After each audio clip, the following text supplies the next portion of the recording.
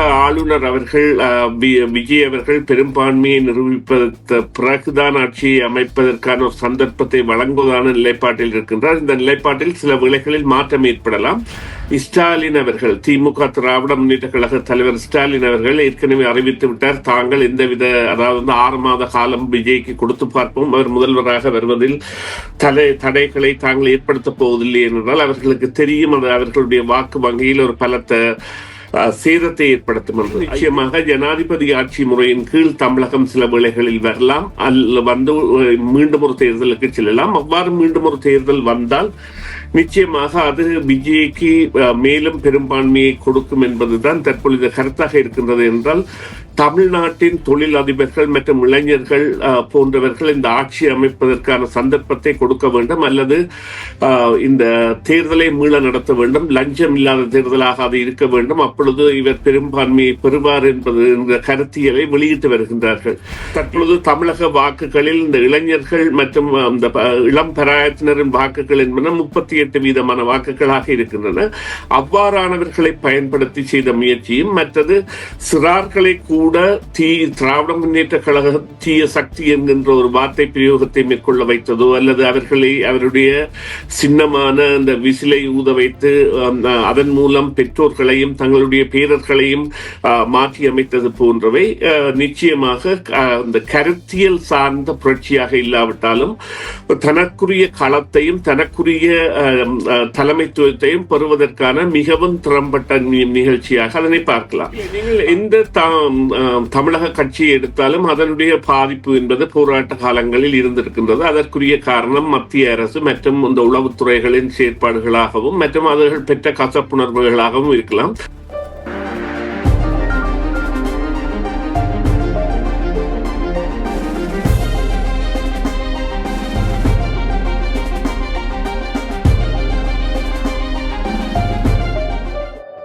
செய்தியின் பின்னணியின் நிகழ்ச்சியில் சுரேஷ் தர்மாவை சந்திக்க இருக்கின்றோம். வணக்கம் சுரேஷ். வணக்கம் தர்மா. வணக்கம் நேர்களே. 2026 ஆண்டு தமிழக சட்டப்பேரவை தேர்தல்கள் நடந்து முடிந்திருக்கின்றன. வாக்குகளும் வந்திருக்கின்றன, முடிவுகளும் அறிவிக்கப்பட்டு இருக்கின்றன. இப்பொழுது இருக்கின்ற கேள்வி, விஜய் ஆட்சி அமைப்பாரா, எப்படி ஆட்சி அமைக்கப் போகின்றார் என்று பதட்டமான ஒரு சூழ்நிலை தமிழகத்தில் உருவாகி இருக்கின்றது. ஆளுநரை சந்தித்திருக்கின்றார் விஜய். ஆனால் பெரும்பான்மையை நிரூபிக்க சொல்லி ஆளுநர் கேட்டிருக்கின்றார். அவருடன் காங்கிரஸ் கட்சி 5 பேர் சேர்ந்திருப்பதாகவும் அறிவிக்கப்பட்டிருக்கிறது. இருந்தாலும் அந்த முதலமைச்சராக வருவதற்கு 118 ஆசனங்கள் விஜய்க்கு தேவைப்படுகின்றது. இப்படியான ஒரு இக்கட்டான சூழ்நிலையில் இப்பொழுது தமிழகத்தில் நிலவி வருகின்ற பிந்திய நிலைமை என்ன? விஜயின் ஆட்சி அமைப்பது தொடர்பாக எந்தெந்த கட்சிகளுடன் பேசிக்கொண்டு இருக்கின்றார்? இதைவிட வருகின்ற வதந்திகளாக திராவிட முன்னேற்ற கழகம், அண்ணா திராவிட முன்னேற்ற கழகம் சேர்ந்து ஆட்சி அமைக்கப் போகின்றதா என்று பல்வேறு ஊகங்கள் பல்வேறு வெளியிட்டுக் கொண்டு இருக்கிறார்கள். இது தொடர்பாக பிந்தி கிடைத்த தகவல் ஏதாவது உங்களுக்கு தெரியுமா? ஆமாம், நிச்சயமாக இது தற்பொழுது ஒரு பதட்டமான சூழ்நிலையில் இருக்கின்றது என்பதை நிலைமைகள் காட்டிச் செல்கின்றன, அல்லது செய்திகள் காட்டிச் செல்கின்றன. குறிப்பாக ஆளுநர் அவர்கள் விஜய் அவர்கள் பெரும்பான்மையை நிரூபிப்பதற்கு பிறகுதான் ஆட்சியை அமைப்பதற்கான ஒரு சந்தர்ப்பத்தை வழங்குவதான நிலைப்பாட்டில் இருக்கின்றார். இந்த நிலைப்பாட்டில் சில வேளைகளில் மாற்றம் ஏற்படலாம்.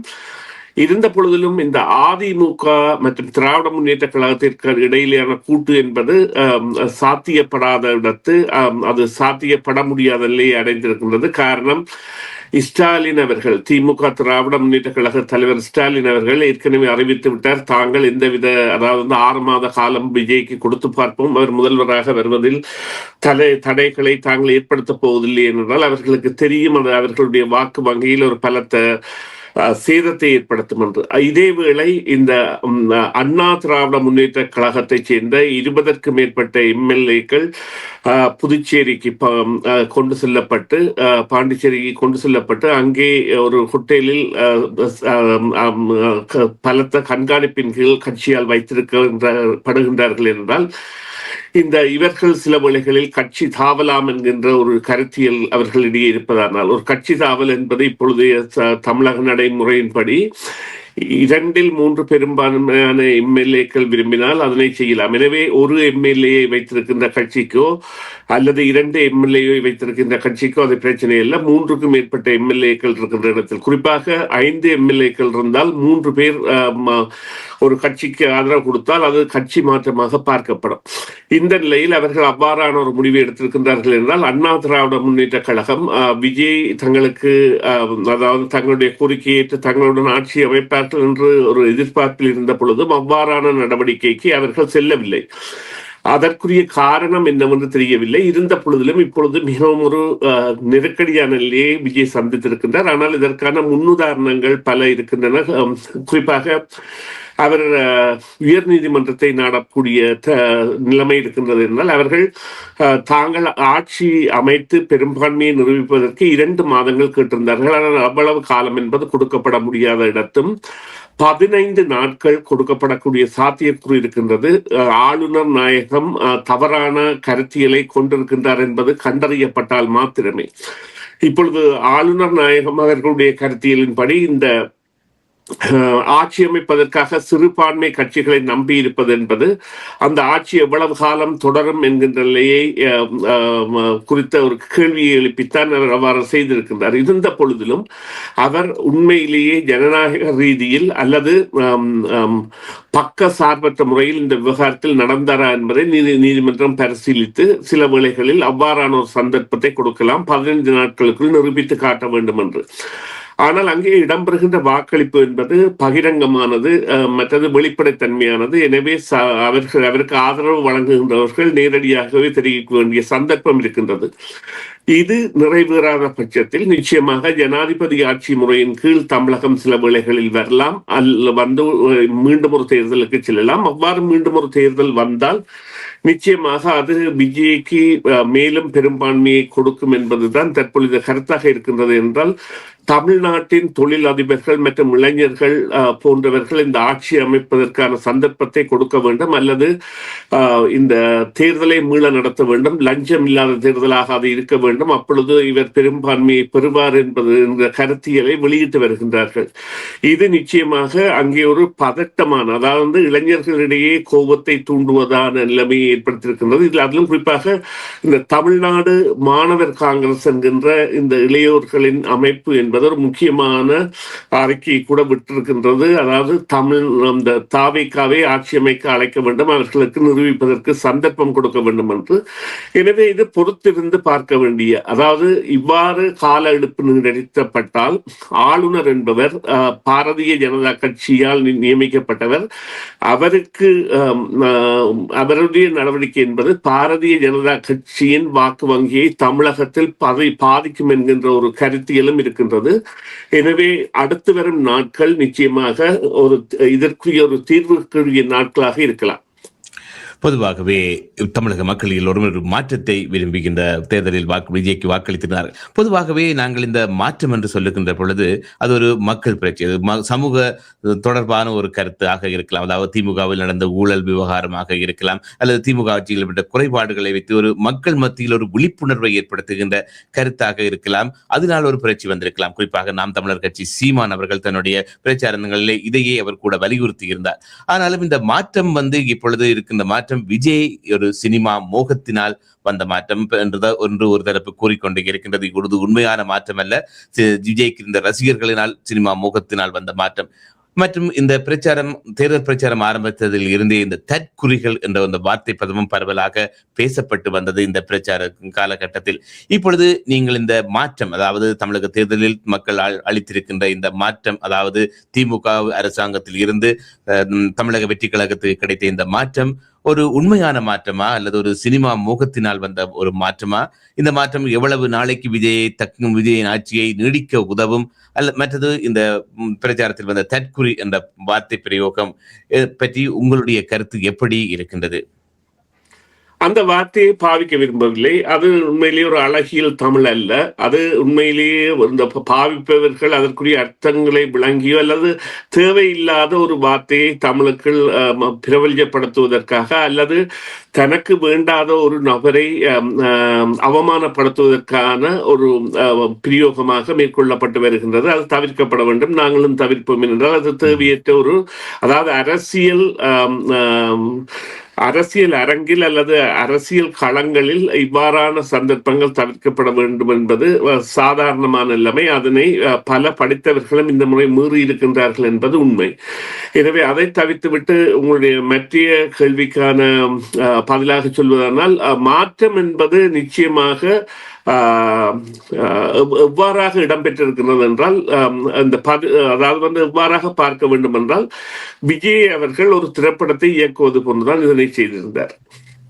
நிச்சயமாக தான் முதல்வராக வர வேண்டும் என்பதற்காக அவர் பல படங்களிலும் அரசியல் கலந்த கருத்தாடல்களை மேற்கொண்டும் அதன் விளைவாக இவ்வாறாக மேற்கொண்டாலும் அவருக்கே சில வேளைகளில் நம்ப முடியாத முடிவாக உடனடியாக அவர் கட்சி ஆரம்பித்த உடனேயே இவ்வளவு தான் 2026 முதல்வராக வருவேன் என்று கடந்த வருடம் அறிவித்த பொழுது யாருமே நம்புவதற்கு இல்லை. அல்லது தேர்தல் நடக்கின்ற பொழுது கூட 2 அல்லது 5 ஆசனங்களுக்கு மேல் யாருமே கணித்ததாக இல்லை. ஆனால் அதற்கும் மேலாக அவரது பிரச்சார உத்தியில் அவர் பாவித்த தன்மை என்பது அவருக்கான கருத்துக்களை கொண்டு செல்ல உதவி இருக்கின்றது. ஆனால் உண்மையிலே இது கருத்து என்பதை விட ஒரு தலைமை சார்ந்ததாக அல்லது தலைமை பண்பு சார்ந்தவராக ஒருவரை அறிமுகப்படுத்துகின்ற நிலைமை என்பதற்கான ஒரு அத்தியாயமாக அமைந்திருக்கின்றது. குறிப்பாக தற்பொழுது தமிழக வாக்குகளில் இந்த இளைஞர்கள் மற்றும் இந்த இளம் பிராயத்தினரின் வாக்குகள் என்பன 38% வாக்குகளாக இருக்கின்றன.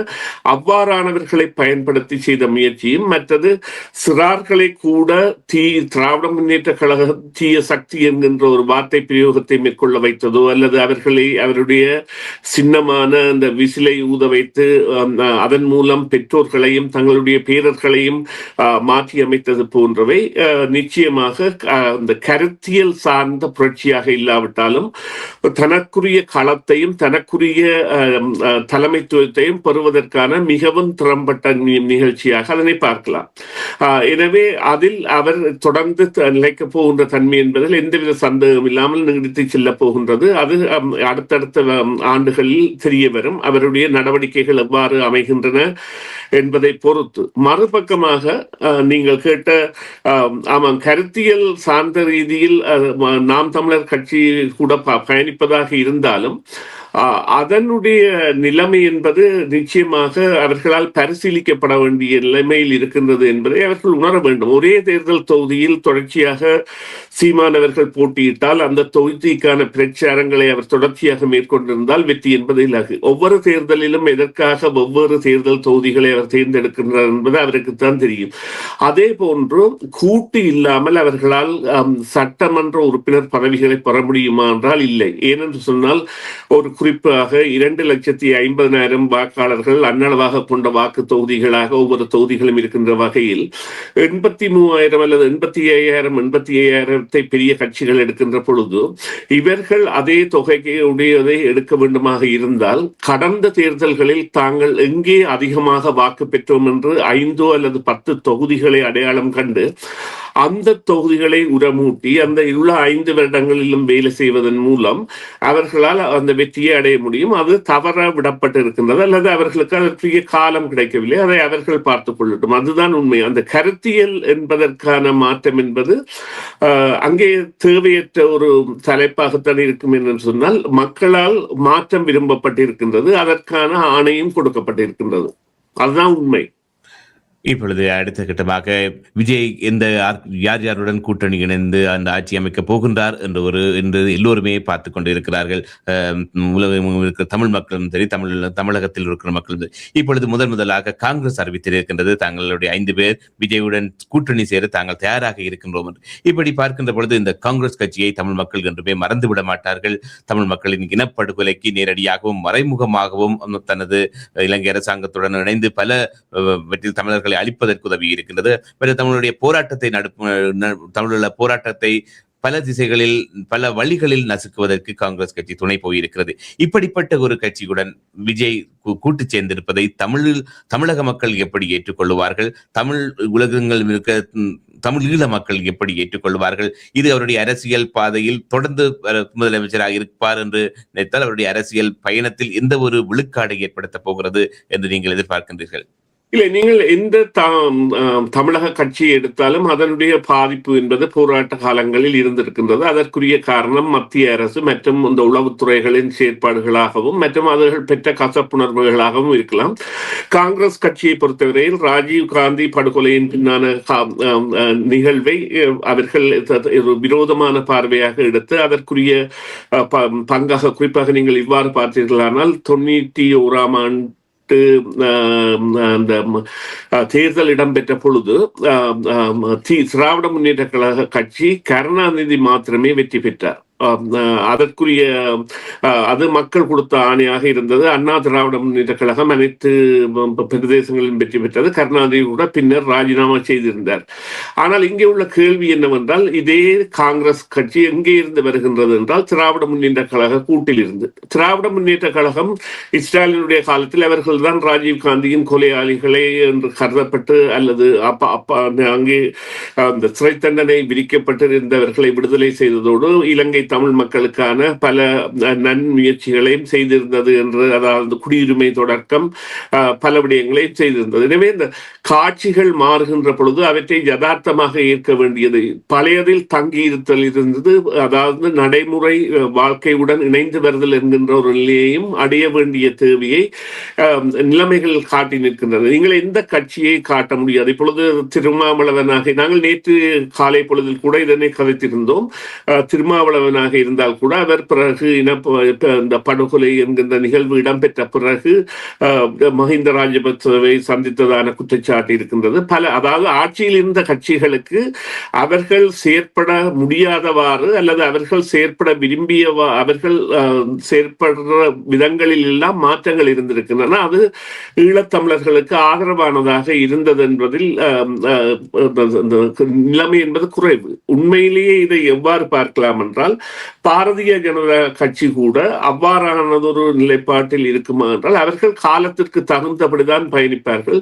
எனவே அங்கே உள்ள ஒரு தேவையின் பொருட்டு கூட்டு வைப்பது என்பது அவர்களை பொறுத்தவரையில் தவிர்க்க முடியாத ஒன்று. அதாவது திராவிட முன்னேற்ற கழகத்துடன் தானே காங்கிரஸ் கட்சி இருந்தது, கடந்த ஆட்சியிலும் இருந்தது. இப்பொழுது அவர்கள் ஆட்சிக்கு வந்திருந்தாலும் அவர்கள் இருந்திருப்பார்கள். இப்பொழுது திராவிட முன்னேற்ற கழகத்தில் இருந்து அவர்கள் பிரிந்து இங்கே வருகின்றார்கள். அதனை அவர்களுக்குரிய ஒரு அரசியல் தேவை. தமிழ்நாட்டு மக்களின் அரசியல் தான் தமிழ்நாட்டிற்கு முதலாய முக்கியமே ஒழிய ஈழத் தமிழர்கள் உடனடியாகவே தங்களுடைய கருத்தியலையும் அவர்களோடு இணைத்து பார்ப்பது என்பது அவர்களுக்கு சற்றே சங்கடமானது. என்றால் அவர்களுடைய வாழ்வியல் தேவை என்பதை நோக்கியதான வாக்களிப்பை தான் அவர்கள் முதன்மைப்படுத்துகின்றார்கள் என்பதை எனது கருத்து. ஆனால் நிச்சயமாக சில சங்கடங்கள் மனதில் தோன்றும், அவை பழைய சம்பவங்களை வைத்து.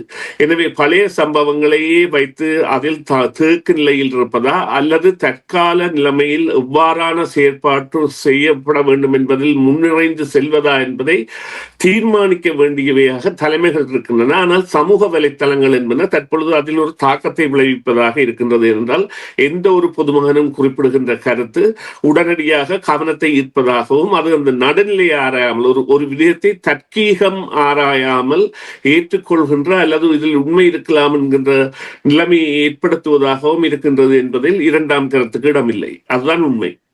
பொதுவாகவே உங்கள் கருத்துடன் ஒத்துப்போகின்ற மாதிரி எங்களுடைய வீரம் செறிந்த தமிழர்கள் விடுதலை போராட்டமானது தமிழகத்திலும் சரி, ஏன் எங்களுடைய தாய் நாட்டிலும் சரி, ஒரு பேசு பொருளாகவே நம்முடைய நன்மைய நாட்களில் மாறிக்கொண்டிருக்கிறது. தங்களுடைய சுய லாபத்துக்காக அரசியல்வாதிகள் இந்த தமிழீழம் வீரம் செறிந்த போராட்டத்தை பயன்படுத்துகிறார்கள் என்பதுதான் உண்மையாக இருக்கின்றது. இந்த மே மாதம் எங்களுடைய முள்ளிவாய்க்கால் நினைவு மாதத்திலும் அந்த இனவழிப்புக்கான உண்மையான முடிவு, உண்மையான தீர்வோ, அந்த இனப்படுகொலைக்கான உண்மையான முடிவும் எங்களுக்கு கிடைக்கவில்லை என்பதுதான் உண்மை. ஆகவே இந்த வேளையில் நீங்கள் குறிப்பிட்டது கணக்கு எங்களுடைய போராட்டத்தை தமிழக மக்கள் எப்படி பார்க்கின்றார்களோ இல்லையோ என்று தெரியாது. ஆனால் எப்படியும் இது ஒரு பேசு பொருளாகத்தான் இருக்கின்றது. உண்மையான தீர்வு எங்களுக்கு கிடைக்கும் என்பது நம்பிக்கை கொஞ்சம் கொஞ்சமாக குறைந்து கொண்டுதான் போகின்றது. இந்த வேளையில் இணைந்து கொண்டு உங்களுடைய அரசியல் தகவல்களை எங்களுடன் பகிர்ந்து கொண்டதற்கு மீண்டும் ஒரு முறை நன்றி சொல்லுகிறேன். மீண்டும் சந்திப்போம். நன்றி தர்மா. நன்றி நேயர்களே, மீண்டும் ஒரு பொழுதில் சந்திப்போம். சிஎம்ஆர் யூடியூப் சேனலில் இணைந்திருக்கும் நேர்கள் அனைவருக்கும் எமது நன்றி. காமெண்ட்ஸ் பகுதியில் உங்கள் கருத்துக்களை தெரிவிக்க தவறாதீர்கள். முக்கிய செய்திகள், காணொளி தொகுப்புகள், நேர்காணல் என பலதரப்பட்ட அம்சங்களையும் உங்களுக்காக தருகின்றது சிஎம்ஆர் யூடியூப் சேனல். சிஎம்ஆர் என்று சர்ச் செய்து எமது யூடியூப் சேனலை சப்ஸ்கிரைப் பண்ணுங்கள். உங்கள் உற்றார் உறவினர் நண்பர்களோடும் இந்த காணொளி தொகுப்புகளை பகிர்ந்து கொள்ளுங்கள். அருகில் இருக்கின்ற முக்கிய காணொளி தொகுப்புகளையும் தவறவிடாமல் பாருங்கள்.